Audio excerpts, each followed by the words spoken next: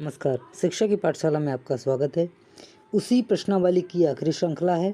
इसमें भी हमने 100 से अधिक प्रश्नों का संग्रह लिया है जो कि आगामी परीक्षाओं हेतु बहुत ही उपयोगी है। सो कॉपी पेन लेकर बैठिए, क्योंकि बहुत से ऐसे प्रश्न हैं जो मैं मौखिक ही करवाता हूं, तो नोट ज़रूर करें और घर पर रिवीजन करें। चलिए शुरू करते हैं पहले प्रश्न से। पहला प्रश्न क्या है?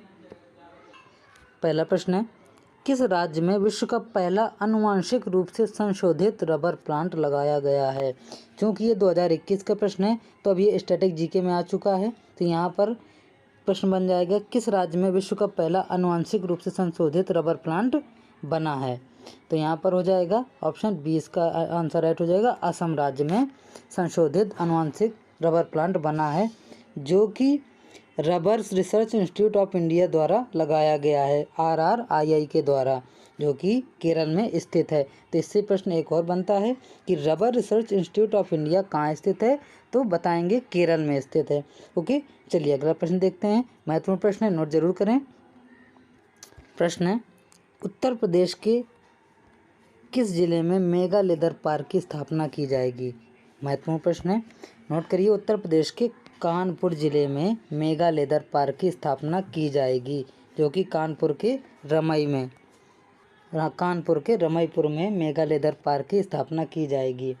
और ये मेगा लेदर पार्क स्थापित करने वाला देश का पहला राज्य उत्तर प्रदेश बन जाएगा। तो प्रश्न यहाँ से एक भी और पूछ सकता है कि मेगा लेदर पार्क स्थापित करने वाला भारत का एकमात्र राज्य कौन सा है? तो उत्तर प्रदेश है। ओके, चलिए नोट जरूर करें। अगला प्रश्न देखते हैं। प्रश्न है, निम्न में से कौन सा त्यौहार ओडिशा में मनाया जाता है? महत्वपूर्ण प्रश्न है, तो यहाँ पर ऑप्शन देखेंगे। यहाँ पर बोनालू त्यौहार है, छप्पड़ मेला है, बाली तृतीया है जिसे तीजा भी कहते हैं, हॉर्नबिल है। तो हॉर्नबिल फेस्टिवल तो नागालैंड में मनाया जाता है, और छप्पड़ मेला कहाँ मनाया जाता है? छप्पड़ मेला लुधियाना के पंजाब में मनाया जाता है। और बोनालू फंक्शन तेलंगाना में आयोजित किया जाता है। बचा बाल तृतीया जिसे तीजा कहते हैं, तो उड़ीसा में मनाया जाता है। ऑप्शन सी इसका राइट होगा। सभी नोट करिए, हॉर्नबिल नागालैंड में, छप्पड़ मेला लुधियाना पंजाब में, बोनालू तेलंगाना में मनाया जाता है। ओके, तो यहाँ पर बचा बाली तृतीया को तीजा के नाम से जाना जाता है, और ये मनाया जाता है उड़ीसा में। ओके, चलिए अगला प्रश्न देखते हैं।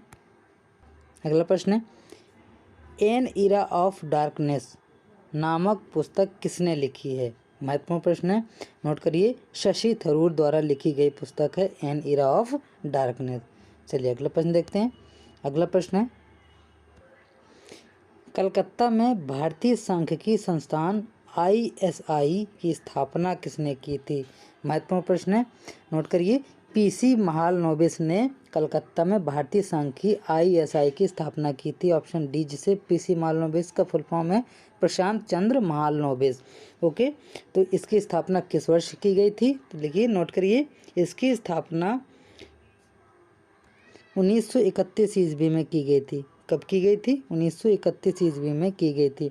तो आपसे ये भी पूछ सकता है कि ISI की स्थापना किस वर्ष हुई थी? तो 1931 ईस्वी में हुई थी। किसने की थी? तो प्रशांत चंद्र महालनोबिस, जिन्हें PC महालनोबिस भी कहा जाता है। चलिए अगला प्रश्न देखते हैं। महत्वपूर्ण प्रश्न है, नोट करते रहिए। महत्वपूर्ण प्रश्न है, निम्न में से सूची 1 की कौन सी संस्था सूची 2 में अंकित संस्थान के अनुसार गलत दर्शाई गई है? तो यहाँ पर सूची 1 के नाम है, और यहाँ पर ये सूची 2 के नाम है। तो यहाँ पर कौन सी सूची 1 के कौन से ऐसे नाम है जो सूची 2 से मैच नहीं करते हैं? तो पहला पढ़ते हैं, केंद्रीय भवन निर्माण अनुसंधान कहाँ स्थित है? तो ये सही है, रुड़की में स्थित है। केंद्रीय शुष्क क्षेत्र अनुसंधान संस्थान कहाँ स्थित है? तो ये जोधपुर में स्थित है। नोट करते रहिए, ये भी सही है। केंद्रीय औषध अनुसंधान संस्थान कहाँ स्थित है? तो ये कानपुर नहीं है, ये लखनऊ में स्थित है। कहाँ स्थित है? लखनऊ में स्थित है। तो ये अपना गलत है, बाकी सभी शायद लगभग सही। केंद्रीय खनन एवं ईंधन अनुसंधान कहाँ स्थित है? तो ये धनबाद में स्थित है। ओके, तो आपसे प्रश्नों को अलग अलग करके भी पूछ सकता है कि केंद्रीय खनन व ईंधन अनुसंधान कहाँ स्थित है? तो धनबाद में स्थित है। केंद्रीय औषध अनुसंधान संस्थान कहाँ स्थित है? लखनऊ में स्थित है। केंद्रीय शुष्क क्षेत्र अनुसंधान संस्थान कहाँ स्थित है? जोधपुर में। केंद्रीय भवन निर्माण अनुसंधान कहाँ स्थित है? तो रुड़की में। ओके, तो सभी प्रश्नों को एक एक करके नोट जरूर करें। अगला प्रश्न देखते हैं। अगला प्रश्न है, महत्वपूर्ण प्रश्न है, दादा साहब फाल्के पुरस्कार सर्वप्रथम किसे मिला? तो जैसा कि सभी को पता होगा कि दादा साहब फाल्के पुरस्कार सर्वप्रथम किस व्यक्ति को मिला था? तो देविका रानी चौधरी को मिला था। किस वर्ष मिला था? तो 1969 ईस्वी में देविका रानी चौधरी को सर्वप्रथम दादा साहब फाल्के पुरस्कार मिला था। तो आपसे क्वेश्चन ये भी पूछ सकता है कि दादा साहब फाल्के पुरस्कार किसे मिला? तो श्रीमती देविका रानी चौधरी को मिला। और देविका रानी चौधरी को दादा साहब फाल्के पुरस्कार सर्वप्रथम किस वर्ष मिला?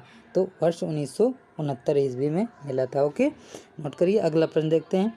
अगला है, प्रवासी भारतीय दिवस कब मनाया जाता है? महत्वपूर्ण प्रश्न है, प्रवासी भारतीय दिवस कब मनाया जाता है? तो नोट करिए, 9 जनवरी को मनाया जाता है। ऑप्शन ए इसका राइट होगा, 9 जनवरी को प्रवासी भारतीय दिवस मनाया जाता है, क्योंकि इसी वर्ष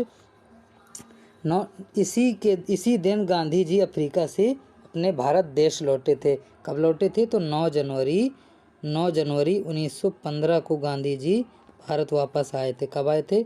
9 जनवरी 1915 को। तभी से भारत में भारतीय प्रवासी दिवस मनाया जाने लगा। ओके, पहला प्रवासी भारतीय दिवस वर्ष 2003 में मनाया गया था। कब मनाया गया था? तो आपसे क्वेश्चन ये भी पूछता है कि पहला प्रवासी भारतीय दिवस कब मनाया गया? तो 2003 में मनाया गया। कब मनाया गया? 2003 में। नोट करिए। और प्रवासी भारतीय दिवस कब मनाया जाता है? तो 9 जनवरी को मनाया जाता है। क्यों मनाया जाता है? क्योंकि गांधी जी इसी दिन साउथ अफ्रीका से भारत वापस आए थे। कब वापस आए थे गांधी जी? तो 1915 ईस्वी में। तो क्वेश्चन ये भी पूछता है कि गांधी जी प्रवासी भारतीय दिवस किस वर्ष मनाया जाता है? तो 2003 में। ओके, चलिए अगला प्रश्न देखते हैं। यहाँ पर एक प्रश्न बनता है जो कि ये पूछता है कि गांधी जी साउथ अफ्रीका से भारत कब लौटे थे? तो गांधी जी साउथ अफ्रीका से भारत लौटे थे 9 जनवरी 1915 ईस्वी को। तो यहाँ पर ये प्रश्न होगा, ना कि जो कि पहले बताया। तो यहाँ पर ये होगा कि प्रथम प्रवासी भारतीय दिवस 2003 को मनाया गया और प्रवासी भारतीय दिवस 9 जनवरी को मनाया जाता है प्रत्येक वर्ष, और उसकी थीम भी अलग अलग होती है। ओके, कंफ्यूज नहीं होना है, सभी क्वेश्चन बारी बारी से करते हैं। अगला देखते हैं। अगला है, महत्वपूर्ण प्रश्न है, निम्न में से सही जोड़ा कौन सा है? यहाँ पर बताना है कौन से राज्य की कौन सी राजधानी में सही है। तो असम की राजधानी दिसपुर होती है, तो ये तो गलत है। अरुणाचल प्रदेश की राजधानी ईटानगर, ये भी गलत है। त्रिपुरा की राजधानी अगरतला, ये सही है। नागालैंड की राजधानी कोहिमा है, यहाँ पर शिलांग लिखा हो, तो ये भी गलत है। ऑप्शन सी हमारा राइट हो जाएगा, त्रिपुरा की राजधानी अगरतला। ओके, सभी नोट करना है। अगला देखते हैं। प्रश्न है, निम्न में से कौन सा गोवा का लोक नृत्य है? तो आप ऑप्शन हैं आपके सामने, बताना है गोवा का लोक नृत्य कौन सा है। तो ऑप्शन 20 का राइट होगा, फुगड़ी गोवा का लोक नृत्य है। फगुआ कहाँ का लोक नृत्य है? तो फगुआ है, कहाँ का फगुआ है लोक नृत्य? स्टूडेंट बताइए, कमेंट बॉक्स में कमेंट करके बताइए, फगुआ, बिहू और मच ये कहाँ के लोक नृत्य हैं। ओके, अगला प्रश्न देखते हैं। अगला प्रश्न है, कोदई कनाल किस पर्वत श्रृंखला पर स्थित है? महत्वपूर्ण प्रश्न है, बताइए कोदई कनाल किस पर्वत श्रृंखला पर स्थित है? तो नोट करिए, ऑप्शन ए इसका राइट होगा, पालनी। कहाँ पर स्थित है? पालनी में स्थित है कोदई कनाल पर्वत श्रृंखला। ओके, तो आपसे ये भी पूछ देता है कि कोदई कनाल किस राज्य से संबंधित है? तो नोट डाउन करिए, कोदई कनाल तमिलनाडु राज्य से संबंध है। किससे संबंध है? तमिलनाडु राज्य से संबंध है कोदई कनाल। ओके, अगला प्रश्न देखते हैं। अगला है, दक्षिण भारत के प्रांतों की भाषाओं के वर्ग का सही चयन कीजिए। ये दक्षिण भारत प्रांतों की भाषाएं हैं, उनसे यहाँ पर चयन करना है, बताना है कौन सूची 2 में से कौन सा सही है। तो पहला है केरल, जिसकी भाषा है, केरल की भाषा है मलयालम। तमिलनाडु की भाषा है तमिल, तो यहाँ पर तमिलनाडु की भाषा तमिल है। कर्नाटक की भाषा है कन्नड़। आंध्र प्रदेश की भाषा तेलुगु। तो यहाँ पर सही मिलान बताना है, तो सही मिलान में कौन सा कूट सही है? तो यहाँ पर कौन हो जाएगा, पहले का दूसरा हो जाएगा और दूसरे का चौथा हो जाएगा और तीसरे का पहला हो जाएगा और चौथे का तीसरा हो जाएगा। यहाँ पर ऑप्शन ए ही सही है। कौन सा है? ऑप्शन ए सही है। ए का दूसरा, बी का चौथा, सी का 1, डी का तीसरा। ओके, अगला देखते हैं। ऐसे भी प्रश्न आते हैं। अगला क्या है? करो या मरो का नारा किसने दिया? करो या मरो का नारा किसने दिया था? तो बताइए, करो या मरो का नारा किसने दिया था? नोट करिए, महात्मा गांधी जी द्वारा करो या मरो का नारा दिया गया था। किसके द्वारा दिया गया था? महात्मा गांधी जी के द्वारा दिया गया था। कब दिया गया था? तो ये भी पूछता है, करो या मरो का नारा किस आंदोलन के दौरान दिया गया था? तो भारत छोड़ो आंदोलन के दौरान ये नारा दिया गया था। किसके द्वारा? तो महात्मा गांधी के द्वारा दिया गया था। आपसे क्वेश्चन ये भी पूछता है कि भारत छोड़ो आंदोलन कब शुरू हुआ था? तो भारत छोड़ो आंदोलन की शुरुआत अगस्त 1942 में हुई थी। कब हुई थी? अगस्त 1942 में भारत छोड़ो आंदोलन की शुरुआत हुई थी। ये भी नोट करिए। अगला प्रश्न देखते हैं। अगला प्रश्न है, किस मुगल बादशाह को जिंदा पीर कहा जाता है? महत्वपूर्ण प्रश्न है, नोट करिए। औरंगजेब एक ऐसे मुगल बादशाह थे जिनको जिंदा पीर कहा जाता था। क्या कहा जाता था? जिंदा पीर। ओके, अगला प्रश्न देखते हैं। महत्वपूर्ण प्रश्न है, अलाई दरवाज़ा का निर्माण किस सुल्तान ने करवाया था? महत्वपूर्ण प्रश्न है, नोट करिए। अलाई दरवाज़ा का निर्माण अलाउद्दीन खिलजी ने करवाया था। किसने करवाया था? अलाउद्दीन खिलजी ने करवाया था, जो कि कुतुब मीनार के निकट स्थित।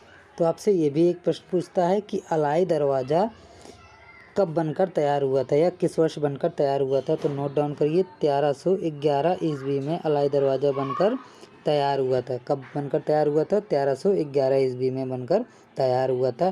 किसने करवाया था? तो अलाउद्दीन खिलजी ने करवाया था, जो कि कुतुब मीनार के निकट स्थित है। ओके, अगला प्रश्न देखते हैं। महत्वपूर्ण प्रश्न है, नोट करते रहिए। अगला है, निम्न में से किसने राष्ट्रकूट साम्राज्य की नींव रखी थी? बताइए स्टूडेंट, किसने राष्ट्रकूट साम्राज्य की नींव रखी थी? तो ऑप्शन 20 का राइट होगा। दंती दुर्ग ने राष्ट्रकूट साम्राज्य की नींव रखी थी। कब रखी थी? तो 736 ईस्वी में रखी थी। महत्वपूर्ण प्रश्न है, नोट डाउन करते रहिए। ये भी पूछता है कि राष्ट्रकूट साम्राज्य की नींव किस वर्ष रखी गई थी? तो 736 ईस्वी में रखी गई थी। किसने रखी थी? तो दंती दुर्ग ने रखी थी। ओके, हर्षचरित नामक पुस्तक किसने लिखी थी?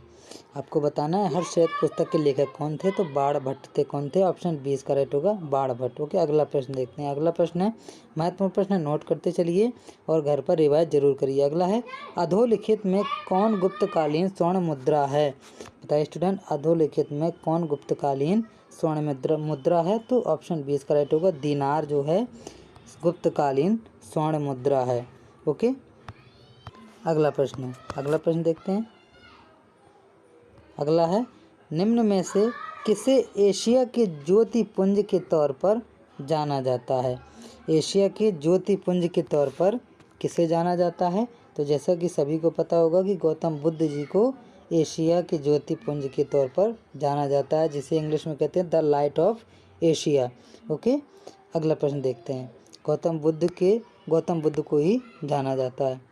अगला प्रश्न है, शेर पंजाब के नाम से इनमें से कौन मशहूर थे? शेर पंजाब के नाम से इनमें से कौन मशहूर थे? तो लाला लाजपत राय। ऑप्शन सी इसका राइट होगा, लाला लाजपत राय जी। ओके, यहाँ से 2-3 प्रश्न और पूछता है।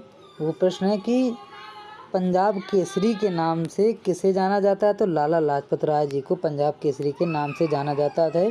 और ये गरम दल के नेता थे। कांग्रेस में गरम दल के ये नेता थे। तो ये भी पूछता है कि गरम दल के नेता कौन थे? तो गरम दल के नेताओं में से लाला लाजपत राय भी शामिल थे।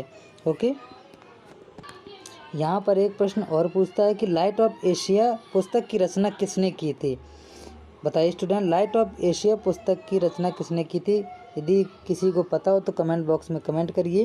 बताइए कि लाइट ऑफ एशिया पुस्तक की रचना किसने की थी? नोट डाउन करिए, एडविन अर्नाल्ड ने की थी। किसने की थी? एडविन अर्नाल्ड ने द लाइट ऑफ एशिया पुस्तक की रचना की थी। ओके, अगला प्रश्न देखते हैं। अगला है, गांधी जी ने विदेशी पत्रकार को दांडी मार्च के समय अपने साबरमती आश्रम में ठहराया था, वह कौन सा है? वह था कौन सा था? किसे ठहराया था गांधी जी ने? किस पत्रकार को अपने आश्रम में ठहराया था? तो वेब मिलर को ठहराया था। ऑप्शन 20 का राइट होगा। ओके, महत्वपूर्ण प्रश्न है, नोट जरूर करते रहिए, क्योंकि यही प्रश्न है जो बार बार एग्जाम में पूछे जाते हैं और बार बार पूछे जाने वाले प्रश्न भी हैं। अगला है 1938 में भारतीय राष्ट्रीय कांग्रेस के अध्यक्ष कौन बने थे। यहाँ पर बताना है कि जो वर्ष 1938 का भारतीय राष्ट्रीय कांग्रेस अधिवेशन हुआ था तो उस समय के अध्यक्ष कौन बने थे। तो यहाँ पर नोट करिए, सुभाष चंद्र बोस निर्वाचित किए गए थे निर्विरोध। ऑप्शन 20 करेक्ट होगा, सुभाष चंद्र बोस। कांग्रेस के हरिपुरा जो कि गुजरात में पड़ता है अधिवेशन हुआ था फरवरी 1938 में, जहाँ पर सुभाष चंद्र बोस जी निर्विरोध कांग्रेस के अध्यक्ष चुने गए थे। ओके, और इसके बाद वर्ष 1939 में भी त्रिपुरी अधिवेशन में पट्टाभी सीतारमैया को हराकर ये क्या बने थे, अध्यक्ष बने थे। तो यहाँ पर ये भी पूछता है कि वर्ष 1938 में कांग्रेस के अध्यक्ष कौन निर्वाचित हुए थे, सुभाष चंद्र बोस, और 1939 पूछे तो वो भी सुभाष चंद्र बोस निर्वाचित हुए थे। तो किसको हराकर निर्वाचित हुए थे, आपसे ये भी पूछ सकता है कि वर्ष 1939 में भारतीय राष्ट्रीय कांग्रेस के अध्यक्ष कौन बने थे, तो सुभाष चंद्र बोस। किसको हराकर बने थे, तो पट्टाभी सीतारमैया को त्रिपुरी अधिवेशन में। जो त्रिपुरी अधिवेशन कब हुआ था, आपसे क्वेश्चन ये भी पूछ सकता है। तो त्रिपुरी अधिवेशन 1939 ईस्वी में हुआ था। कब हुआ था त्रिपुरी अधिवेशन, 1939 में, जिसमें पट्टाभी सीतारमैया की हार हुई थी। ओके, तो आपसे ये भी पूछ सकता है कि 1939 के कांग्रेस अधिवेशन में किसकी हार हुई थी, तो पट्टाभी सीतारमैया की। जीत किसकी हुई थी, तो सुभाष चंद्र बोस की। ओके, नोट करते रहिए एक एक क्वेश्चन, कंफ्यूज बिल्कुल नहीं होना। महत्वपूर्ण प्रश्न है जो कि ये बार बार एग्जाम में पूछे जाते हैं। अगला प्रश्न है, सतपुड़ा और विंध्य के बीच कौन सी नदी बहती है। नोट डाउन करिए, सतपुड़ा और विंध्य के बीच नर्मदा नदी बहती है, नर्मदा नदी बहती है। ओके, अगला प्रश्न देखते हैं। अगला है महत्वपूर्ण प्रश्न, 8 ग्रहों में बुध सूर्य से कौन से स्थान पर स्थित है। नोट डाउन करना है, 8 ग्रहों में बुध सूर्य से कौन से स्थान पर है। तो पहला स्थान है बुध, इसके बाद शुक्र का आता है, फिर इसके बाद पृथ्वी आती है, तत्पश्चात मंगल, बाद में बृहस्पति, शनि, अरुण, वरुण। ओके, तो 8 ग्रहों के आपको याद रखना है कि 8 ग्रहों में बुध सूर्य से कौन से स्थान पर है, तो पहले स्थान पर ही आता है, बाद में शुक्र आता है, इसके बाद बृहस्पति, तत्पश्चात मंगल, बृहस्पति, मंगल के बाद बृहस्पति, फिर इसके बाद शनि, अरुण और वरुण। ओके, आपको यहाँ पर कंफ्यूज नहीं होना है। और यदि सबसे बड़े ग्रह की बात करें तो सबसे बड़ा ग्रह बृहस्पति है, और पृथ्वी की बहन की बात करें तो पृथ्वी की बहन शुक्र है, क्योंकि वो पृथ्वी के आकार की ही है वो। ओके, अगला प्रश्न देखते हैं। अगला है, यूरोप की सबसे लंबी नदी। यूरोप की सबसे लंबी नदी बताइए कौन सी है। तो नोट करिए, यूरोप की सबसे लंबी नदी है वोल्गा नदी। ओके, यूरोप की सबसे लंबी वोल्गा नदी है। यदि विश्व की सबसे बात करें तो विश्व की सबसे लंबी नदी नील नदी है। ओके, और भारत की सबसे लंबी नदी है गंगा। ओके, तो आपको ये भी याद रखना है। और चीन की सबसे लंबी नदी कौन सी है, तो पिछली वीडियो में बताया था यांगत्जे नदी। कौन सी, यांगत्जे नदी चीन की सबसे लंबी नदी है। ओके, महत्वपूर्ण प्रश्न है, याद जरूर कर रखिए। अगला प्रश्न देखते हैं और नोट डाउन करिए। अगला है, किस देश के साथ भारत की सबसे लंबी अंतर्राष्ट्रीय सीमा है। तो नोट डाउन करिए, बांग्लादेश एक ऐसा देश है जो भारत देश के साथ अपनी अंतर्राष्ट्रीय सीमा सबसे लंबी साझा करता है। कितनी है, तो यहाँ पर नोट डाउन करिए, 4096.7 किलोमीटर की सीमा को स्थलीय सीमा साझा करता है। तो आपसे किलोमीटर में भी पूछ सकता है कि भारत और बांग्लादेश के बीच अंतर्राष्ट्रीय स्थलीय सीमा किलोमीटर में कितनी है, तो 4096.7 किलोमीटर। ओके, सबसे यहाँ पर पूछा क्या है, देश के साथ भारत की सबसे लंबी अंतर्राष्ट्रीय सीमा किस देश की है, तो बांग्लादेश की है। ओके, जो कि पहले भारत का ही एक हिस्सा हुआ करता था। अगला प्रश्न देखते हैं। यहाँ पर पिछले क्वेश्चन में आइए वोल्गा नदी में, तो ये यूरोप की सबसे लंबी नदी है, इसकी लंबाई पूछ सकता है। तो लंबाई याद रखिए, वोल्गा नदी की लंबाई कितनी है, तो वोल्गा नदी की लंबाई 3692 किलोमीटर है। कितनी है, 3692 किलोमीटर है वोल्गा नदी की लंबाई, जो कि यूरोप की सबसे लंबी नदी मानी जाती है। ओके, अब बढ़ते हैं अगले प्रश्न में। अगला प्रश्न है, महत्वपूर्ण प्रश्न है, निम्न में से कौन सा भारत का सबसे अधिक आर्द्र स्थान है? तो सबसे अधिक आर्द्र स्थान ऑप्शन डी इसका राइट होगा मानेसराम, जो कि मानेसराम मेघालय में स्थित है। कहाँ स्थित है? मेघालय में स्थित है। यहाँ पर बारिश बहुत ज़्यादा होती है, तो वही पूछा गया कि भारत का सबसे अधिक आर्द्र स्थान कौन सा है, तो मानेसराम है। ओके, अगला प्रश्न देखते हैं। अगला प्रश्न है, योजना पत्रिका का प्रकाशन निम्न में से किसके द्वारा होता है?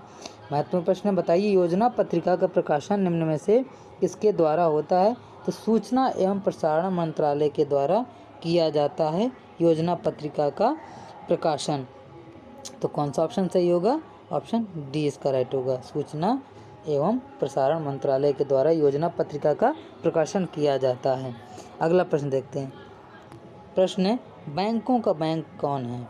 तो जैसा कि पिछली वीडियो हमने बताया था कि बैंकों का बैंक है रिजर्व बैंक। आरबीआई को बैंकों का बैंक कहा जाता है, जिसकी स्थापना 1 अप्रैल 1935 ईस्वी को हुई थी। और इसका राष्ट्रीयकरण कब हुआ था? तो 1949 ईस्वी में इसका राष्ट्रीयकरण किया गया था। ओके, तो याद रखना है रिजर्व बैंक एक केंद्रीकृत बैंक है जो कि बैंकों का बैंक है। ओके, अगला प्रश्न देखते हैं। अगला है हरित क्रांति का मुख्य प्रभाव पड़ा। हरित क्रांति का मुख्य प्रभाव किस पर पड़ा था? तो याद नोट करिए, हरित क्रांति का मुख्य प्रभाव गेहूं और चावल पर पड़ा था। तो ऑप्शन ए इसका ही राइट होगा, गेहूं और चावल पर। ओके, हरित क्रांति भारत में 1966 से 67 में शुरू की गई थी। कब शुरू की गई थी ये भी पूछ सकता है क्वेश्चन कि हरित क्रांति की शुरुआत कब हुई थी? तो 1966 से 67 में हरित क्रांति की शुरुआत हुई थी। 66 दिया होगा तो ये सही होगा, 67 दिया होगा तो ये भी सही होगा। दोनों में से एक ही दिया होगा। यदि दोनों दिए होंगे इस प्रकार से तो ये दोनों सही होंगे। 1966 से 67 में हरित क्रांति की शुरुआत हुई थी। इसका जनक कौन थे? तो यहाँ पर जनक भी पूछता है कि हरित क्रांति के जनक कौन थे? तो हरित क्रांति के जनक डॉक्टर MS स्वामीनाथन को माना जाता है। किसको माना जाता है? नोट करिए, डॉक्टर MS स्वामीनाथन को हरित क्रांति का जनक माना जाता है। अगला प्रश्न देखते हैं, महत्वपूर्ण प्रश्न था। अगला है, भारत में वित्तीय वर्ष प्रारंभ होने की तिथि क्या है? पूछा है कि भारत में वित्तीय वर्ष किस तारीख को प्रारंभ होता है? तो नोट डाउन करिए, वित्तीय वर्ष की शुरुआत होती है 1 अप्रैल से। ओके, 1 अप्रैल से शुरुआत होती है। अगला देखते हैं। अगला प्रश्न है, विश्व व्यापार संगठन जिसे WTO कहते हैं, WTO का फुल फॉर्म होता है वर्ल्ड ट्रेड ऑर्गेनाइजेशन। इसके कितने सदस्य हैं? सदस्यों की बात कर रहा है कि WTO के कितने सदस्य हैं। तो नोट डाउन करिए, WTO के वर्तमान में सदस्य 164 हैं। कितने? 164 देशों की संख्या जुड़ी हुई है WTO से। ओके, महत्वपूर्ण प्रश्न है, WTO की कितने सदस्य देश हैं? तो 164 सदस्य देश हैं। ओके, अगला देखते हैं। अफगानिस्तान 164वां देश बना था, तो ये भी पूछता है कि WTO का 164वां देश कौन सा है? तो अफगानिस्तान। कौन सा है? अफगानिस्तान। ठीक है, तो आपको ये भी नोट करना है। अगला प्रश्न देखते हैं, संविधान का कौन सा भाग नागरिकता के प्रावधानों से संबंधित है?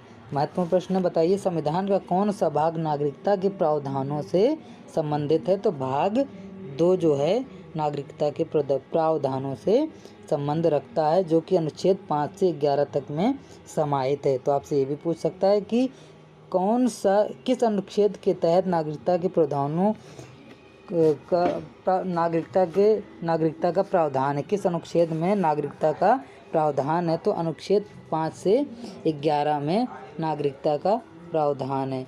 कहाँ से कहाँ तक? 5 से 11 अनुच्छेद में नागरिकता का प्रावधान है। भाग की बात करें तो भाग 2 में वर्णित है। ओके, अगला प्रश्न देखते हैं।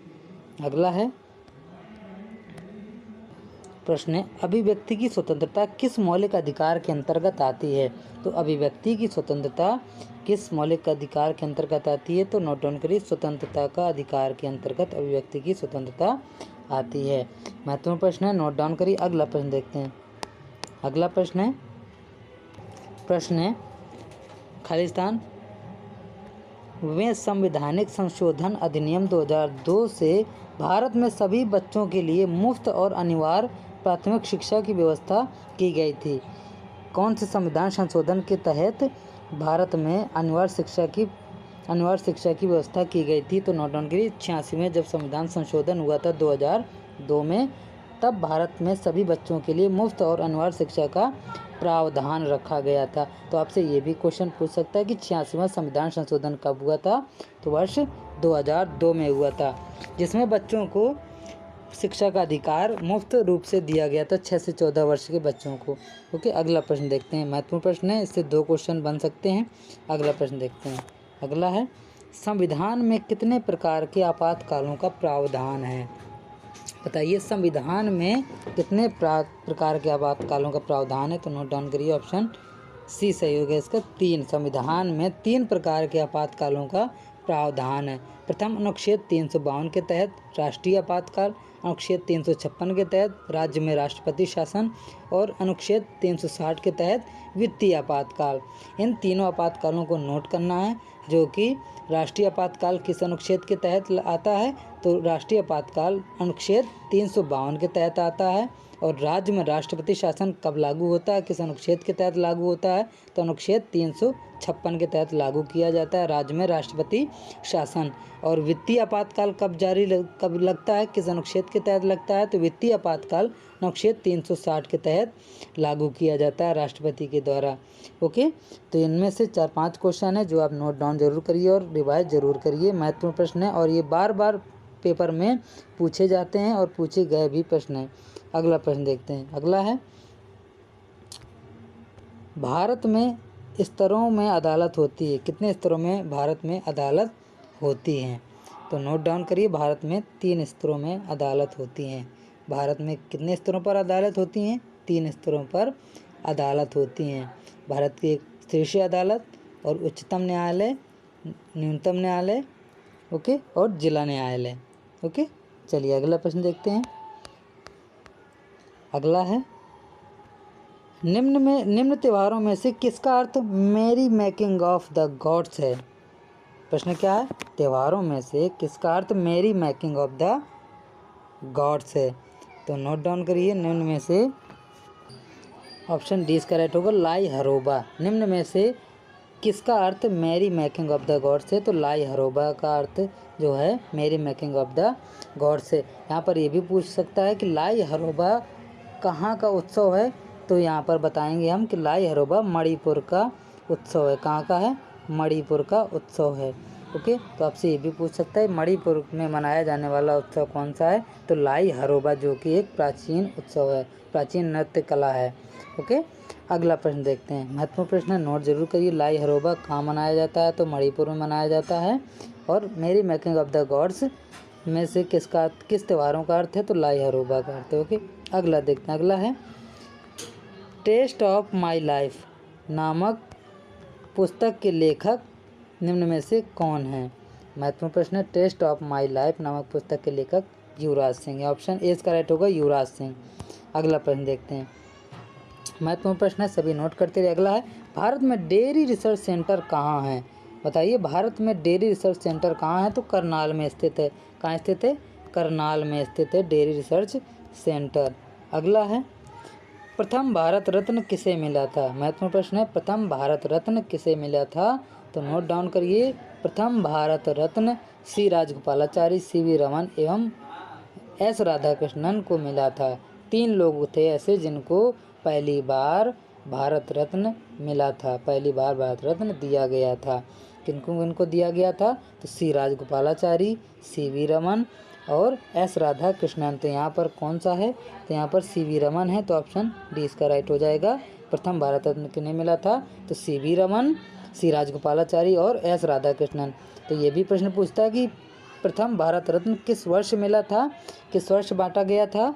तो वर्ष 1954 ईस्वी में बांटा गया था। ओके, तो आपसे ये भी पूछ सकता है कि सी.वी. रमन को किस वर्ष भारत रत्न मिला था? पहली बार सी.वी. रमन को किस वर्ष भारत रत्न मिला था? तो 1954 ईस्वी में मिला था। इन तीनों को 1954 ईस्वी में भारत रत्न मिला था।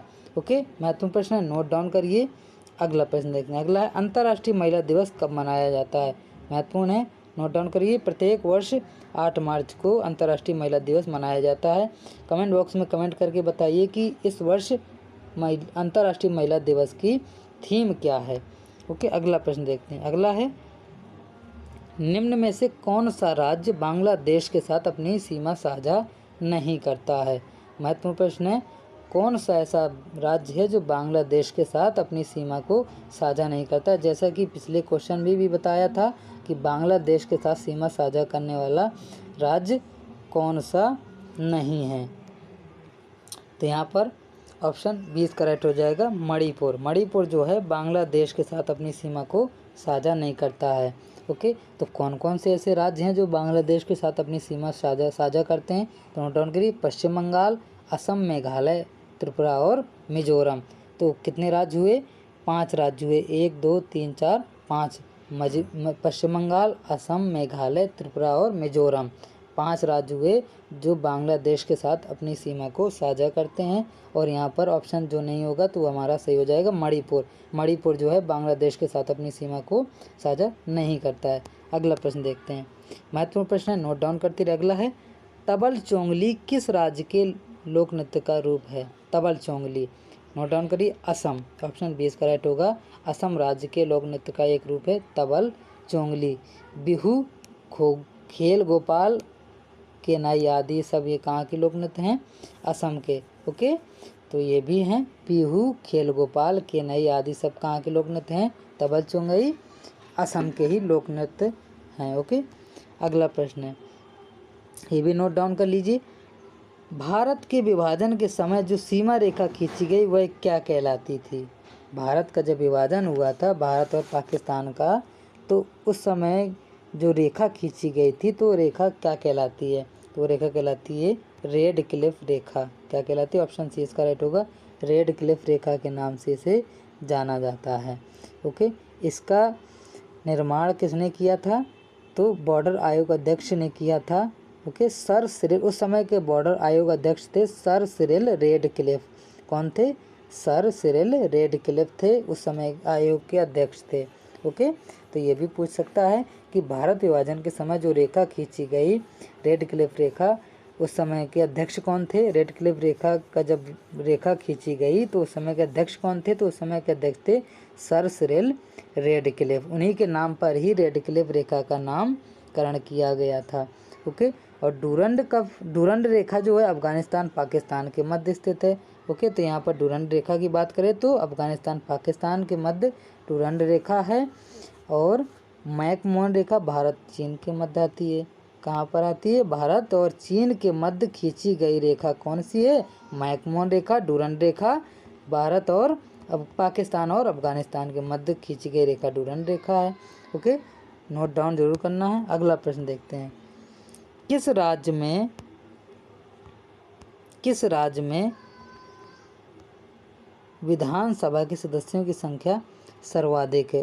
नोट डाउन करिए, उत्तर प्रदेश राज्य में विधानसभा के सदस्यों की संख्या सर्वाधिक है। कितनी है, तो 404 है। एक एंग्लो इंडियन को निर्वाचित राष्ट्रपति जी द्वारा किया जाता है।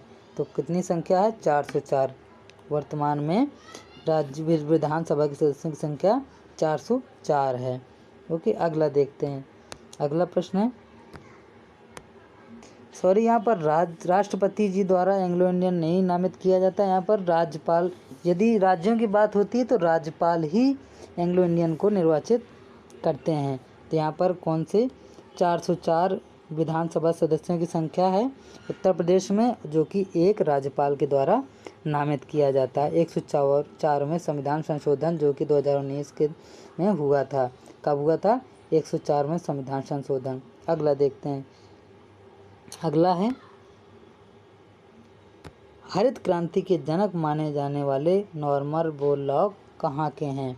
जैसा कि पिछले वीडियो में हमने बताया था कि हरित क्रांति के जनक कौन है, तो डॉक्टर नॉर्मन बोरलॉग, और वे कहाँ के हैं, तो वे यूएसए। ऑप्शन सी इसका राइट होगा, यूएसए।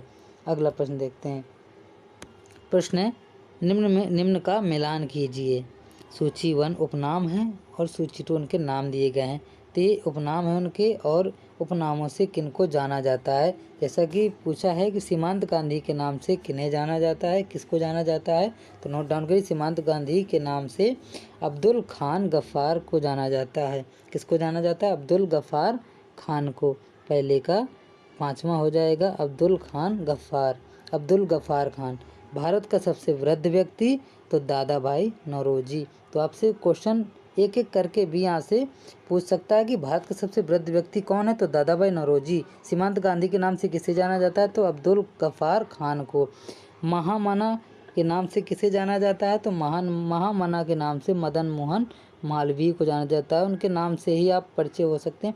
अगला है भारत का लौह पुरुष के नाम से किसे जाना जाता है, भारत के लौह पुरुष कौन से, सरदार वल्लभ भाई पटेल। तो पहले का 5वां हो जाएगा, ए का 5वां, और बी का हो जाएगा तीसरा, सी का हो जाएगा पहला, डी का हो जाएगा दूसरा। तो ऑप्शन बी इसका राइट होगा। कौन सा, ऑप्शन बी। ओके, अगला प्रश्न देखते हैं। महत्वपूर्ण प्रश्न है, नोट करिए, एक एक प्रश्न यहाँ से भी पूछ सकता है। अगला है, दो स्पा एवं सिंह स्पा प्रथा किसने शुरू की थी। महत्वपूर्ण प्रश्न है, दो स्पा एवं सिंह स्पा प्रथा किसने शुरू की थी, तो नोट डाउन करिए, जहांगीर द्वारा शुरू की गई थी। किसके द्वारा, जहांगीर द्वारा शुरू की गई प्रथा कौन सी थी, दो स्पा एवं सिंह स्पा। अगला प्रश्न देखते हैं। महत्वपूर्ण प्रश्न है, दिल्ली के सुल्तान बलबन का पूरा नाम क्या था। क्या था, दिल्ली के सुल्तान का बलबन का पूरा नाम क्या था, तो गयासुद्दीन बलबन था। ऑप्शन सी इसका राइट होगा, गयासुद्दीन बलबन। बलबन को एक अन्य नाम से और भी जाना जाता था, तो यहाँ पर बताइए कमेंट बॉक्स में कमेंट करके कि बलबन का एक अन्य नाम क्या था। तो बलबन का एक अन्य नाम उलुग खां था। तो यहाँ पर आपसे क्वेश्चन ये भी पूछ सकता है कि उलुग खां किसका नाम है, तो उलुग खां किसका नाम है, तो बलबन का ही एक नाम है उलुग खां।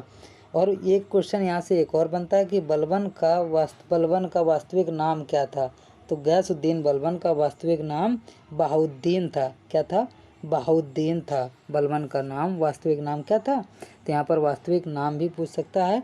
तो जैसा कि प्रश्न देखा कि बहाउद्दीन किसका वास्तविक नाम है, तो आप बताएंगे गयासुद्दीन बलबन का।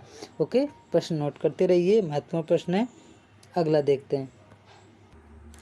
महत्वपूर्ण प्रश्न है, विक्रमशिला नामक प्राचीन विश्वविद्यालय की स्थापना बंगाल के किस शासक ने की थी।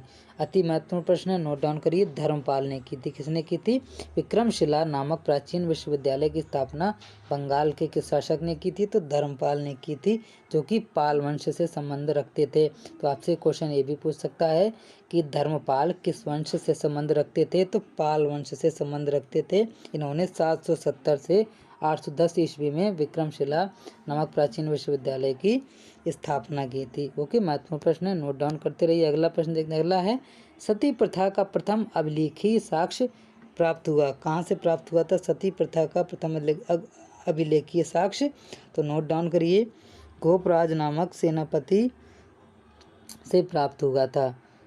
कहाँ से प्राप्त हुआ था, गोपराज नामक सेनापति के द्वारा, जो कि एरण से संबंध रखते थे, वहाँ से प्राप्त हुआ था। सती प्रथा का प्रथम अभिलेखीय, आपको ये पूछा गया है कि सती प्रथा का प्रथम अभिलेखीय साक्ष्य कहाँ से प्राप्त हुआ था, तो आपको बताना है एरण से प्राप्त हुआ था। किस वर्ष प्राप्त हुआ था, तो आपको सन भी पूछ सकता है, तो 510 ईस्वी में ये साक्ष्य प्राप्त हुआ था। तो एरण के साक्ष्य किस वर्ष प्राप्त हुए थे, तो 510 ईस्वी में प्राप्त हुए थे। और सती प्रथा का प्रथम अभिलेखीय साक्ष्य कौन सा, तो एरण ही है। ओके, 2 क्वेश्चन इससे महत्वपूर्ण बनते हैं, तो नोट डाउन करते रहिए क्वेश्चनों को, और घर में रिवाइज भी एक बार एग्जाम देने से पहले घर में रिवाइज जरूर करके जाइए, ताकि क्वेश्चन को करने से कन्फ्यूजन एक भी उत्पन्न ना हो। ओके, अगला है, महावीर जैन की मृत्यु निम्न में से किस नगर में हुई। महत्वपूर्ण प्रश्न है, महावीर जैन की मृत्यु निम्न में से किस नगर में हुई, तो नोट डाउन करिए, पावापुरी। ऑप्शन सी इसका राइट होगा, पावापुरी में महावीर जैन की मृत्यु हुई। इन्होंने अपने शरीर को त्याग दिया था पावापुरी में। ओके, 72 वर्ष की आयु में इन्होंने अपने शरीर का त्याग कर दिया था। ओके, एक क्वेश्चन यहाँ से एक और पूछ सकता है कि पावापुरी किस कहाँ है पावापुरी, तो पावापुरी राजगृह राजगीर के समीप स्थित है। कहाँ है पावापुरी, तो राजगृह राजगीर के समीप स्थित है। ओके, तो आपसे यहाँ पर कभी कभी जैसे पूछेगा क्वेश्चन कि महावीर जैन की मृत्यु निम्न में से कहाँ हुई, यहाँ पर पावापुरी ना दे करके राजगृह भी दे सकता है, तो आप राजगृह लगाएंगे। ओके, पावापुरी देगा तो पावापुरी भी लगाएंगे। ओके, अगला प्रश्न देखते हैं। अगला है अमेरिकी पत्रकार जो महात्मा गांधी के भारत छोड़ो आंदोलन के दौरान उनके साथ में थे, उनका नाम क्या था। जैसा कि पिछले क्वेश्चन, इसी वीडियो का पिछला क्वेश्चन है वेब मिलर, ऑप्शन सी इसका राइट होगा। वेब मिलर भारत छोड़ो आंदोलन के समय गांधी जी के साथ में थे। तो भारत छोड़ो आंदोलन कब चालू हुआ था, तो अगस्त 1942 में शुरू हुआ था। भारत छोड़ो आंदोलन कब हुआ था, अगस्त 1942 में शुरुआत हुई थी भारत छोड़ो आंदोलन की। ओके, महत्वपूर्ण प्रश्न है, नोट डाउन करते रहिए। सॉरी स्टूडेंट, यहाँ पर वेब मिलर भारत छोड़ो आंदोलन के समय वेब मिलर नहीं थे। भारत छोड़ो आंदोलन के समय कौन थे, तो यहाँ पर लुई फिशर थे भारत छोड़ो आंदोलन के समय। तो फिर वेब मिलर कहाँ पर थे, तो दांडी मार्च के समय गांधी जी के साथ पर थे। ये भी अमेरिकी पत्रकार थे। तो यहाँ पर दो क्वेश्चन आपको कंफ्यूज करने के लिए दे सकता है कि अमेरिकी पत्रकार जो महात्मा गांधी के भारत छोड़ो आंदोलन के दौरान साथ थे, उनका क्या नाम था, तो उनका नाम लुई फिशर था और भारत छोड़ो आंदोलन अगस्त 1942 में हुआ था। और दांडी मार्च की जब बात करें कि अमेरिकी पत्रकार जो महात्मा गांधी के साथ दांडी मार्च के दौरान उनके साथ थे, उनका नाम क्या था, तब उनका ऑप्शन सी राइट हो जाएगा, वेब मिलर। ओके, कंफ्यूज नहीं होना। अगला प्रश्न देखते हैं, महत्वपूर्ण प्रश्न है अगला। सुभाष चंद्र बोस ने फॉरवर्ड ब्लॉक की स्थापना किस वर्ष की थी। सुभाष चंद्र बोस ने फॉरवर्ड ब्लॉक की स्थापना वर्ष 1939 ईस्वी में की। तो ऑप्शन डी इसका राइट होगा, वर्ष 1939 ईस्वी में सुभाष चंद्र बोस ने फॉरवर्ड ब्लॉक की स्थापना की थी। तो वर्ष 1939 में। यहाँ से 2-4 क्वेश्चन और बनते हैं जो कि आप कॉपी में नोट डाउन करिए। आपसे पूछ सकता है कि सुभाष चंद्र बोस का जन्म कब हुआ था, तो नोट डाउन करिए। सुभाष चंद्र बोस का जन्म 23 जनवरी 1987 को उड़ीसा के कटक राज्य में हुआ था। उड़ीसा के कटक में हुआ था। कहाँ हुआ था, उड़ीसा के कटक में हुआ था। नेताजी सुभाष चंद्र बोस का जन्म कब हुआ था, तो 23 जनवरी 1887 को सुभाष चंद्र बोस जी का जन्म हुआ था उड़ीसा के कटक में। तो आपसे जन्म स्थान भी पूछ सकता है, स्थान का नाम, तो उड़ीसा। यहाँ पर क्वेश्चन पूछेगा कि सुभाष चंद्र बोस का जन्म कहाँ हुआ था, तो उड़ीसा के कटक में हुआ था। कब हुआ, तो 23 जनवरी 1897 को हुआ था। कब हुआ था, 1897 को इनका जन्म हुआ था। ओके, नोट डाउन करिए। एक क्वेश्चन और बनता है कि त्रिपुरी में कांग्रेस के अध्यक्ष कौन थे, तो सुभाष चंद्र बोस थे जो 1939 में चुने गए थे। तो यहाँ से क्वेश्चन बनता है, पूछता है कि वर्ष 1938 में हरिपुरा अधिवेशन के अध्यक्ष थे और 1939 में त्रिपुरी अधिवेशन के अध्यक्ष चुने गए थे। तो यहाँ पर पूछेगा कि वर्ष 1938 ईस्वी में हरिपुरा अधिवेशन के अध्यक्ष कौन थे, तो सुभाष चंद्र बोस थे। और त्रिपुरी अधिवेशन के अध्यक्ष 1939 में कौन थे, तो सुभाष चंद्र बोस ही थे। कौन थे, सुभाष चंद्र बोस। ओके, कंफ्यूज नहीं होना है। इन्होंने ही पट्टाभी सीतारामैया को हराकर चुनाव जीता था त्रिपुरी अधिवेशन में, तभी ये 1939 में कांग्रेस के त्रिपुरी अधिवेशन के अध्यक्ष चुने गए थे। किसको हराकर, तो पट्टाभी सीतारामैया को हराकर। ओके, और 1938 में जो कांग्रेस अधिवेशन हुआ था उसके अध्यक्ष पद यही थे। कहाँ हुआ था, तो ये हुआ था आपका हरिपुरा में। कहाँ हुआ था, हरिपुरा में। ओके, अगला प्रश्न देखते हैं। अगला है महत्वपूर्ण प्रश्न है, सभी नोट करते रहिए और घर में एक बार रिवाइज जरूर करिए। अगला है स्वतंत्र भारत के प्रथम विधि मंत्री कौन थे। नोट डाउन करिए। स्वतंत्र भारत के प्रथम विधि मंत्री थे डॉक्टर BR अम्बेडकर। कौन थे, डॉक्टर BR अम्बेडकर। अगला प्रश्न है, अगला है भारतीय व्यापार में ईस्ट इंडिया कंपनी का एकाधिकार समाप्त किया गया, कब समाप्त किया गया था। नोट डाउन करिए। 1813 ईस्वी में भारतीय व्यापार में ईस्ट इंडिया कंपनी का एकाधिकार समाप्त कर दिया गया था। अगला प्रश्न है निम्न में से किसे ब्लू प्लैनेट कहा जाता है। बताइए स्टूडेंट, निम्न में से किसे ब्लू प्लैनेट कहा जाता है। ये क्वेश्चन तो आप कमेंट बॉक्स में कमेंट करके ही बताइए कि ब्लू प्लैनेट किसे कहा जाता है। नोट डाउन करिए, पृथ्वी को ही ब्लू प्लैनेट कहा जाता है। अगला देखते हैं, विश्व का सबसे ऊंचा पठार कौन सा है। बताइए, विश्व का सबसे ऊंचा पठार कौन सा है। नोट डाउन करिए, तिब्बती पठार। तिब्बत का पठार विश्व का सबसे ऊंचा पठार माना जाता है। ओके, इसका क्षेत्र विस्तार चीन से तिब्बत तक का है। अगला प्रश्न देखते हैं। अगला है, कौन सा पर्वत हिमालय श्रृंखला का अंग नहीं है? महत्वपूर्ण प्रश्न है, बताइए कौन सा पर्वत हिमालय श्रृंखला का अंग नहीं है? तो नोट डाउन करिए, अरावली। अरावली जो है हिमालय श्रृंखला का अंग नहीं है। तो हिमालय श्रृंखला के अंग कौन कौन से हैं? तो कुन-लुन, हिंदकुश और काराकोरम ये हिमालय पर्वत श्रृंखला के अंग हैं। बाकी अरावली पर्वत श्रृंखला हिमालय पर्वत श्रृंखला का अंग नहीं है। महत्वपूर्ण प्रश्न है, नोट करते रहिए, बार बार पूछे जाने वाले प्रश्न है। अगला है, भारत के दक्षिण छोर साउथर्न टिप का नाम क्या है? नोट डाउन करिए, भारत के दक्षिण छोर का नाम इंदिरा पॉइंट है। क्या है? इंदिरा पॉइंट, निकोबार द्वीप समूह में स्थित है इंदिरा पॉइंट। ओके, तो आपसे ये भी क्वेश्चन पूछ सकता है कि इंदिरा पॉइंट कहाँ स्थित है? तो निकोबार द्वीप समूह में स्थित है। और भारत का दक्षिणतम किनारा कौन सा? तो इंदिरा पॉइंट ही है। कौन सा है? इंदिरा पॉइंट। इसे पिग्मेलियन पॉइंट भी कहा जाता है। तो इंदिरा पॉइंट का एक पूछ सकता है कि इंदिरा पॉइंट का एक अन्य नाम कौन सा है? तो इंदिरा पॉइंट का एक अन्य नाम पिग्मेलियन पॉइंट है। क्या है? ये पिग्मेलियन पॉइंट। ओके, यहाँ पर यदि कन्याकुमारी अंतरिक्ष की बात करें तो कन्याकुमारी भारत के मुख्य भूमि का दक्षिणतम छोर है। यहाँ पर बिंदु की बात करें तो इंदिरा पॉइंट है और छोर की बात करें तो कन्याकुमारी है। ओके, भारत के दक्षिणतम छोर का नाम क्या है? तो यहाँ पर इंदिरा पॉइंट निकोबार द्वीप समूह में स्थित है। ओके, और भारत के मुख्य भूमि का दक्षिण छोर कौन सा है? तो वो है कन्याकुमारी। कंफ्यूज नहीं होना है, नोट डाउन करते रहिए। अगला प्रश्न देखते हैं। अगला है, दो नदियों के बीच उपजाऊ भूमि को क्या कहते हैं? नोट डाउन करिए, दोआब कहते हैं। क्या कहते हैं? दो नदियों के बीच उपजाऊ भूमि को दोआब क्षेत्र कहा जाता है। ओके, अगला प्रश्न है, महत्वपूर्ण प्रश्न है, सभी प्रश्न नोट जरूर करते रहिए क्योंकि महत्वपूर्ण प्रश्न है। अगला है, 1 रुपये के नोट पर किसके हस्ताक्षर होते हैं? नोट डाउन करिए, वित्त सचिव के हस्ताक्षर होते हैं। बहुत बार क्वेश्चन पूछा गया है और बार बार पूछा भी जाएगा कि 1 रुपये के नोट पर, भले ही वो चलते नहीं है लेकिन यहाँ पर पूछा जरूर जाता है कि 1 रुपये के नोट पर किसके हस्ताक्षर होते हैं? तो वित्त सचिव के हस्ताक्षर किए जाते हैं। अगला है, किसान क्रेडिट कार्ड योजना का प्रारंभ किस वर्ष किया गया था? नोट डाउन करिए, किसान क्रेडिट कार्ड योजना का प्रारंभ 1998 से 99 में किया गया था। कब किया गया था? किसान क्रेडिट कार्ड योजना का प्रारंभ 1998 से 99 में। महत्वपूर्ण प्रश्न है, नोट डाउन करते रहिए। अगला देखते हैं। अगला प्रश्न है, केंद्र सरकार के राजस्व का मुख्य स्रोत क्या है? केंद्र सरकार के राजस्व का मुख्य स्रोत क्या है?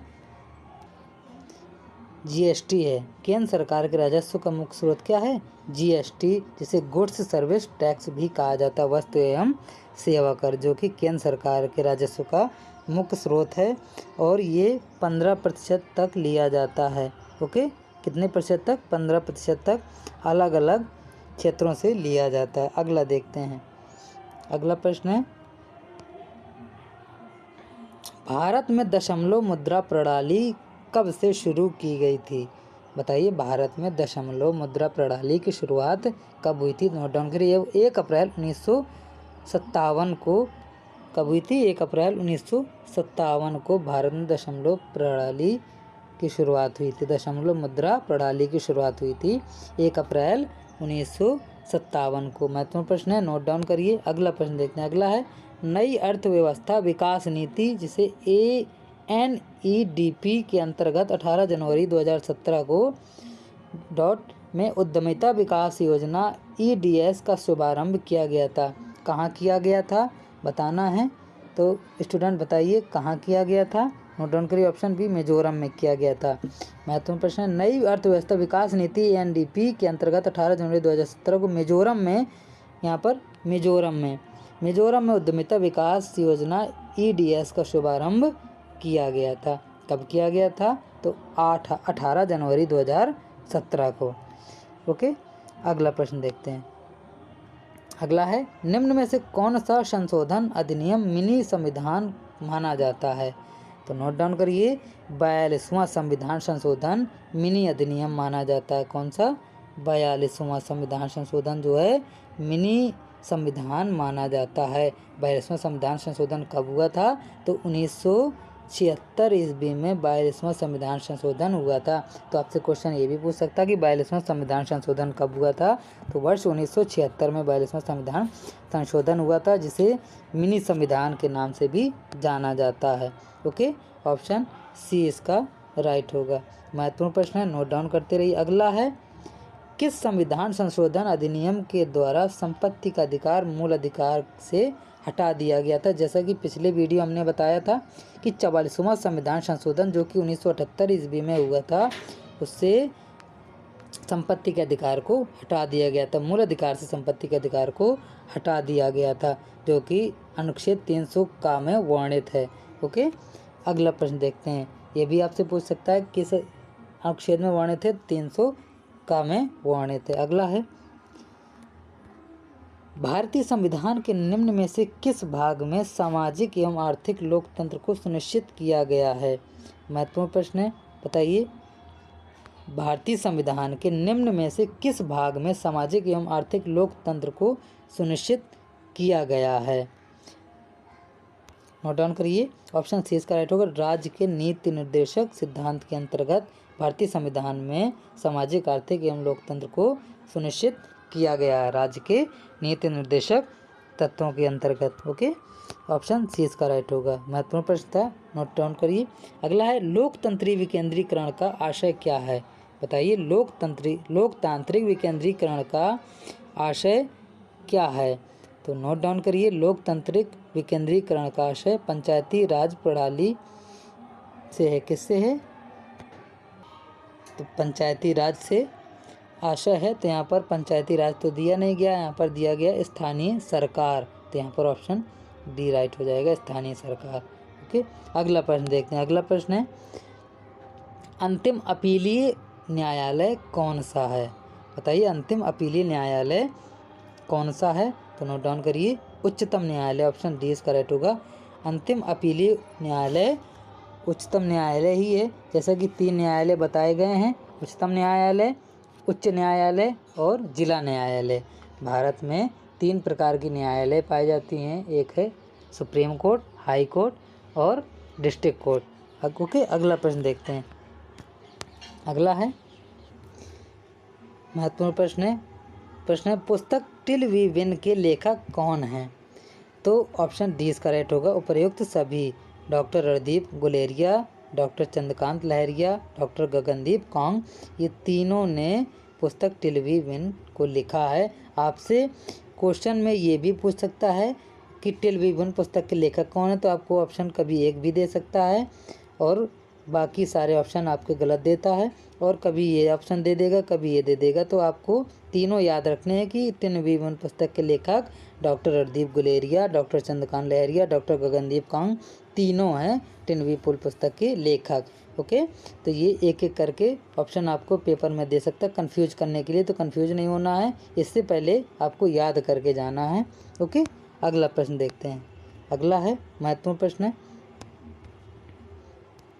SSB UK द्वारा ISO 9001 रेशियो 2015 गुणवत्ता प्रबंधन मानक प्रमाणन प्राप्त करने वाला देश का पहला चिड़ियाघर कौन है। महत्वपूर्ण प्रश्न है, देश का पहला चिड़ियाघर कौन है जिसे AISO द्वारा प्रमाणित किया गया है। तो नोट डाउन करिए, नेहरू जूलॉजिकल पार्क, जो कि हैदराबाद में स्थित है। कहाँ स्थित है, नेहरू जूलॉजिकल पार्क हैदराबाद में। तो आपसे क्वेश्चन ये भी पूछ सकता है कि नेहरू जूलॉजिकल पार्क कहाँ स्थित है। तो हैदराबाद के तेलंगाना में स्थित है नेहरू जूलॉजिकल पार्क, जिसे SSB UK द्वारा ISO 9001 रेशियो 2015 गुणवत्ता प्रबंधन मानक प्रमाणन प्राप्त करने वाला देश का पहला चिड़ियाघर बन गया है। ओके, स्टैटिक जीके का क्वेश्चन बन चुका है। अगला देखते हैं, और है कहाँ ये नेहरू जूलॉजिकल पार्क, तो हैदराबाद के तेलंगाना में स्थित है। अगला प्रश्न है, झूलती मीनारों वाली एक मस्जिद भारत के किस शहर में स्थित है। झूलती मीनारों वाली मस्जिद भारत के किस शहर में स्थित है। नोट डाउन करिए, अहमदाबाद। ऑप्शन बी इसका राइट होगा, अहमदाबाद में स्थित है झूलती मीनार। कहाँ है झूलती मीनार वाली मस्जिद, कहाँ है, अहमदाबाद, जिसका नाम सीदी बशीर मस्जिद है। क्या है जिसका नाम सीदी बशीर मस्जिद। ओके, नोट डाउन करिए। झूलती मीनारों वाली एक मस्जिद किस भारत के शहर में स्थित है? तो अहमदाबाद में है। और झूलती मीनारों वाली मस्जिद का नाम क्या है? तो सीदी बशीर मस्जिद है। ओके, अगला क्वेश्चन देखते हैं। अगला प्रश्न है, माई कंट्री माई लव पुस्तक के लेखक कौन है? जैसा कि सभी को पता होगा, माई कंट्री माई लव पुस्तक के लेखक LK आडवाणी है। कौन है? LK आडवाणी, लाल कृष्ण आडवाणी है। ओके, अगला प्रश्न देखते हैं, महत्वपूर्ण प्रश्न है। अगला है, राष्ट्रीय आहार संस्थान कहाँ स्थित है? बताइए, राष्ट्रीय आहार संस्थान कहाँ है, जिसे इंग्लिश में बोलते हैं नेशनल इंस्टीट्यूट ऑफ न्यूट्रिशन, कहाँ स्थित है? तो हैदराबाद में स्थित है। ऑप्शन डी इस करेक्ट होगा, हैदराबाद। महत्वपूर्ण प्रश्न है, राष्ट्रीय आहार संस्थान कहाँ है? तो हैदराबाद में, जिसे इंग्लिश में नेशनल इंस्टीट्यूट ऑफ न्यूट्रिशन कहा जाता है। अगला है, खेलों में उत्कृष्ट प्रदर्शन के लिए निम्न में से कौन सा पुरस्कार दिया जाता है? खेलों में उत्कृष्ट जो प्रदर्शन करता है उसको कौन सा पुरस्कार दिया जाता है? तो नोट डाउन करिए, अर्जुन पुरस्कार दिया जाता है। कौन सा पुरस्कार दिया जाता है? अर्जुन पुरस्कार। तो आपसे क्वेश्चन एक और भी ये भी पूछ सकता है कि अर्जुन पुरस्कार की शुरुआत किस वर्ष हुई थी? तो नोट डाउन करिए, 1961 ईस्वी में अर्जुन पुरस्कार की शुरुआत हुई थी। कब हुई थी अर्जुन पुरस्कार की शुरुआत? 1961 ईस्वी से हुई थी। ओके, अगला प्रश्न देखते हैं, नोट डाउन करते रहिए। अगला है, राष्ट्रीय युवा दिवस किस दिन मनाया जाता है? तो जैसा कि आपको बता दें, राष्ट्रीय युवा दिवस स्वामी विवेकानंद जी के जन्म दिवस पर मनाया जाता है। तो विवेकानंद जी का जन्म दिवस कब होता है? तो 12 जनवरी को होता है। 12 जनवरी को विवेकानंद जी का जन्म हुआ था। 12 जनवरी 1863 को। कब हुआ था? 12 जनवरी 1863 को विवेकानंद जी का जन्म हुआ था। उसी के उपलक्ष्य में राष्ट्रीय युवा दिवस प्रत्येक वर्ष मनाया जाता है, और ये वर्ष 2013 से मनाया जा रहा है राष्ट्रीय युवा दिवस। ओके, तो यहाँ पर पूछेगा राष्ट्रीय युवा दिवस किस दिन मनाया जाता है? तो 12 जनवरी को। किसके उपलक्ष्य में मनाया जाता है राष्ट्रीय युवा दिवस? तो स्वामी विवेकानंद जी के जन्म दिवस के अवसर पर मनाया जाता है। और स्वामी विवेकानंद जी का जन्म कब हुआ था? तो 12 जनवरी 1863 में हुआ था। अगला प्रश्न देखते हैं। अगला प्रश्न है, निम्न में से कौन सुमेलित नहीं है? यहाँ पर बताना है। ऑप्शंस हैं, ये वादक हैं और उनके सुन से संबंधित वाद्य यंत्र हैं। तो बताइए कि निम्न में से कौन सुमेलित नहीं है? यहाँ पर बताना है, रविशंकर का संबंध किससे है? तो सितार वादक से है। रविशंकर का संबंध किससे है? रविशंकर का संबंध सितार वादक से है। MF हुसैन का संबंध, ये सही है, MF हुसैन का संबंध तबला वादक से नहीं है, क्योंकि ये एक चित्रकार हैं। क्या है ये एक चित्रकार हैं। इनका संबंध तबला वादक से नहीं है। RK नारायण का संबंध किससे? उपन्यासकार, ये भी सही है। कैफी आजमी का संबंध कवि, तो ये भी सही है। तो आपको इनसे शॉर्ट क्वेश्चन भी आपको नोट डाउन करने हैं कि रविशंकर व्यास का संबंध किस वाद्य यंत्र से है? तो सितार वादक से है। MF हुसैन का संबंध किस वाद्य यंत्र से है? तो MF हुसैन का संबंध किससे है? तो चित्रकार थे ये, तो चित्रकारी से आपको नोट डाउन करना है। RK नारायण का संबंध किससे? तो उपन्यासकार से। किससे हैं? ये एक उपन्यासकार थे। और कैफी आजम का संबंध किससे? तो कैफी के नाम से उनका कवि है, तो कवि से। ओके, अगला प्रश्न देखते हैं। महत्वपूर्ण प्रश्न है, नोट डाउन करते रहिए और घर में रिवाइज करते रहिए। ओके स्टूडेंट, अगला है, गोवा की स्वीकृति राजभाषा क्या है? तो गोवा की स्वीकृति राजभाषा कोंकणी है। क्या है? कोंकणी है गोवा की स्वीकृत राजभाषा। ओके, 1987 में ये स्वीकृत की गई थी कि गोवा की राजभाषा कोंकणी ही होगी। कब स्वीकृत की गई थी? 1987 ईस्वी में इसको स्वीकृत किया गया था। तो आपसे क्वेश्चन ये भी पूछ सकता है कि गोवा की कोंकणी भाषा को कब स्वीकारा गया था? तो वर्ष 1987 ईस्वी में। ओके, महत्वपूर्ण प्रश्न, नोट डाउन करते रहिए। और अगला है, ओटावा किस देश की राजधानी है? जैसे कि पिछले वीडियो में हमने बताया था ओटावा किसकी राजधानी है, तो नोट डाउन करिए, कनाडा की राजधानी ओटावा। ऑप्शन सी इसका राइट होगा, कनाडा की राजधानी ओटावा है। ओके, महत्वपूर्ण प्रश्न था, नोट डाउन करते रहिए। अगला है, निम्न में से किसमें विधानसभा नहीं है? महत्वपूर्ण प्रश्न बताइए, निम्न में से किसमें विधानसभा नहीं है? तो आपको बताना है विधानसभा किसमें नहीं है, तो नोट डाउन करिए। पिछली वीडियो में भी ये क्वेश्चन करवा चुका हूँ, तो कमेंट बॉक्स में कमेंट करके बताइए जिन लोगों को पता हो किसमें विधानसभा नहीं है। तो ऑप्शन डी इसका राइट होगा। लक्षद्वीप में विधानसभा नहीं है, बाकी सभी में विधानसभा उपस्थित है। ओके, लक्षद्वीप में विधानसभा नहीं है, ऑप्शन डी इसका राइट होगा। ओके, अगला प्रश्न देखते हैं। अगला है, भारत में लोकनायक की पदवी के साथ कौन संबंधित है? लोकनायक की पदवी भारत में किसे दी गई थी? महत्वपूर्ण प्रश्न है, नोट डाउन करिए। जयप्रकाश नारायण, ये भी पिछली वीडियो में क्वेश्चन करवाया था कि लोकनायक की पदवी किसे दी गई थी, तो जयप्रकाश नारायण को लोकनायक की पदवी दी गई थी। ओके, एक क्वेश्चन यहाँ से एक और बनता है कि संपूर्ण क्रांति के जनक कौन माने जाते हैं? तो जयप्रकाश नारायण। तो क्वेश्चन नोट डाउन करिए आप लोग कि संपूर्ण क्रांति के जनक कौन